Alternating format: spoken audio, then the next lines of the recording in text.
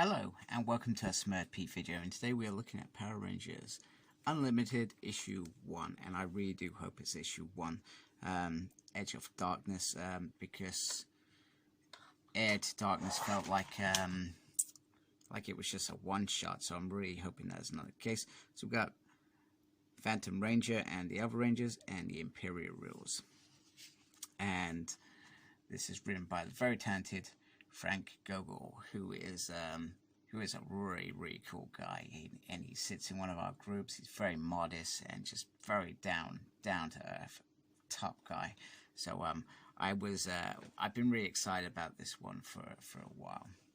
The illustrations are done by Simone, who I've got to say once again does a stellar job. I mean, just the first couple of pages, we go back to that issue where the Imperial Rules have just attacked that world and pretty much destroyed it, and he's just investigating it, which is what kind of Phantom Ranger I felt like did for Zorn. He would just come in, go do something, move on to the next mission. That's what I always felt he was about. An agent of good, picked up the missions that needed something a bit different. So and I feel like Frank really understands his character as well. So we got Rita and her mama, and we got a bunch of Tengas heading in. She tells Rita, close your eyes and don't look around. And you don't see that actual fight, but you know that Rita's mom loses, and this creature intends to, I guess, kind of sacrifice. Now, the bit that I think is brilliant, we got Phantom X kind of invisible here, which he did all the time in Turbo. All the time he was just in the background. I'm not sure why he let it get to this stage, though. That felt like he should have come in a little bit earlier. I guess makes it more dramatic, but, you know, it is what it is. So the Phantom Ranger is, I almost said Phantom Menace, is tackling his tangos, and he's throwing little bombs in there. They're blowing up. He's wiping them out because it could be anywhere. Lady Faina, and you got the gold, the armored Green Ranger shield there, which Rita takes and puts on her own Ranger later in the future. So pretty much Zordon sent him to save the day, because at this point Faina is an avatar for good, and so was Rita. It was just Faina fell in love with Master Vile, because, I don't know, maybe she loved him, or maybe she was manipulated. That should be a great issue. We should see that love story unfold at some point. I would love that. Frank, you gotta get on that. What happened between Master Vile and Lady Faina? And it would be great to have they were all friends or something crazy like that. Because let's be honest, that's what Dark Spectre did. He took good agents and twisted them. So the creature eats some sort of weird egg, which I don't think we ever saw it on the TV. So nice little something new there, which I like. I like new things. I like things to be different in the comics, because that makes me want to read them. And then we get this spill about Rita, and about how she kind of was scared and she kind of kept it all in, and by the end of it she's not afraid of the dark anymore. She did not fear it. So the initiation to take off is happening. Phantom Ranger is about to be taken out, which I love. He's got some damage there, and one thing about the new figure I would have loved to see is that damage on the chest. I think that would have made that Phantom Ranger release in a few months that little bit more better. Anyway, he's about to cap it, but Faina goes to the rescue. However, they almost don't escape, but they do, and the Phantom Ranger is damaged, which once again, if you go back to that space episode, he got pretty ripped up there, and it was kind of a bit of cyborg stuff underneath. So Phantom Ranger is dying, and they are trying to save him, and they realize that Rita may be a key, so she uses some of her magic while talking, telling a story. And Phantom Ranger, in his dream state, going to, I don't know, a good place, starts hearing this story about a mummy and a daddy, and that they had a baby, but that Master Vile took them away, and then that's when Phantom Ranger realized, my job's not done. Master Vile's still out there. Dark Spectre's still out there. There's still a long, long way to go before this is over.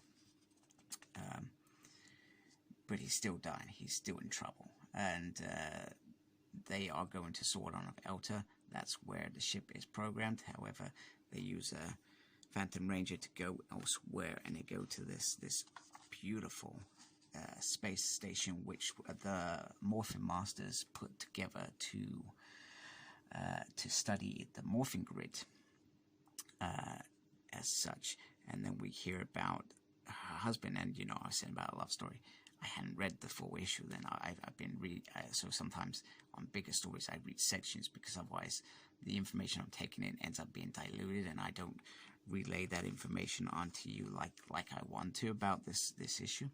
And we hear the story about their exploration, about looking into the future when they looked at it, and husband and wife had different versions, and hers was a good version, his was a dark version, and that's when Dark Spectre made his move to poison him to become Master Vile and create Rita into this mode. So the family's been manipulated from start to finish. You wonder where Rito comes into this. I would love to see that. I'll probably see that in a minute, because I haven't read the whole story, so Frank's probably going to surprise me and say, hey, here's what happened to Rito. Anyway, they've been fleeing ever since and running far away. And we find out that the Phantom Ranger wasn't just bleeding grid energy, and it wasn't the suit. He's not powered by the grid. He's made of it. It's almost like he's been created as a form of energy to be this Ranger, which is completely twist, because we've all been imagining this character to be, I don't know, someone we know, maybe not someone we know, but a mysterious character, and he was either an alien or he was human or something underneath, and we never found out. The Once in Space was done. That was it. There was no more follow-up on this character until now. Sorry. So, Phantom Ranger wants to send Rita and Fina on their way, and she almost says to Phantom Ranger, you pretty much have a death wish in what you're doing, the way you act and behave. It's like you want to die, and perhaps you don't really care, but she says that Dark Spectre can't cross over into this universe, and what he needs is a vessel to be able to transfer himself into. So, because his true form can't get here because of the morphing grid. So she suggests that they use the morphing grid on Rita to prevent that from happening. So they start off small. Meanwhile, the Tengas come in there, and Phantom Ranger, who is at full power, goes in strength, which is much to this dude's surprise, much to his jest, because when he defeats him, he wants to defeat him proper and good. And he says, this is why you lose, because you run into these things. It's like you have a death wish, which we've explored on a few occasions now. Maybe that's why he does it. However, he ends up using his gem to kill the Tenga, which is quite cool. However, Fina has already turned up the power, and it is her and Rita, but he goes and joins her and tries to soothe her. But Master Vile rocks up, and then we get the story about Brave Knight in the background, which once again the power goes up as well. Master Vile, I love seeing him in action. I think like that is pretty cool. That is pretty cool stuff there. And we end up with Phantom Ranger almost getting defeated. So Master Vile plays a trick. He becomes his former self. However, he then realizes that the brat is a brat, and she has been infused with this light and is useless now. Fina is badly hurt there, and the Tangos are going to be punished. But the grid has been compromised, and the place is going to blow anyway. And there's going to be a mass grave, and let's take Rita. There's still stuff to be done, as we know. So this is how he gets Rita from Fiona, which is I find really it's very good storytelling. It's brilliant, and this is how he leaves it with a nice big explosion and Master File's skull ship flying out of there.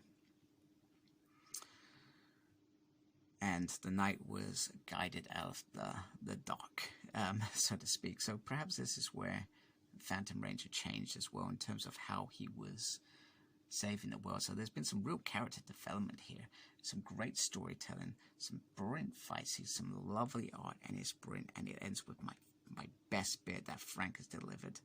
Now, this is where we get told that Dark Spectre has crossed over. It's going to end in a question mark, and I really hope it's a question mark, because I tell you what, right now, I would love to see Frank on a book with Simone doing the art, because I feel like this is a great collaboration for the team.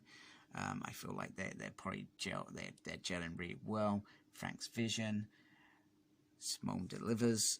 It's all brilliant. So, Frank, this is a fabulous issue. The hype that's been building for the last couple of months was generally real, and fantastically. I'm always about reading good stories. I don't like these comics that they don't have much of a story in this. You're just reading it for the sake of it. This had a good quality story, great character development, great things that have been lingering in comics for a couple of years as well, with Fiona and Go-Go, Power Rangers. How did that all come about?